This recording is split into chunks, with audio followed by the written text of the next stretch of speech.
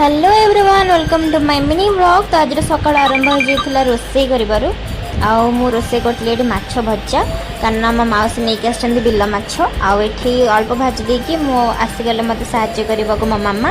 ये से मामा रोसे करते जाइए माउसी को देखा करने को माउसी भाषण मारे सहित से जो कलर शाढ़ी पिंधिक आसी मो रूम कलर भी सैया माने मैचिंग कर माउसी तापर एत बोरिंग लगे माने रोसे तो होता मत बोरिंग लगे मुझे गोटे जो जिनस भी धरबी रंग कर स्टार्टिंग कर जाए माने भावुली मार जन बोधे कौटे बोधे रंग मिस्त्री थी ना कौन तापर सरला जानते ना आम खोर्धे छोट मीना बजार ही पड़ी आठ बहुत छोट छोट पिलांर खेलना सबकि तो आमर तो बयस ना ये किसी खेल कि तार भिड कर दी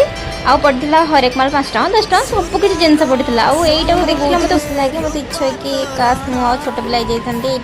खेल आसता तो यहाँ हो पारनि तो आज ब्लॉग अच्छे नेक्स्ट देखा मिनी ब्लॉग रे।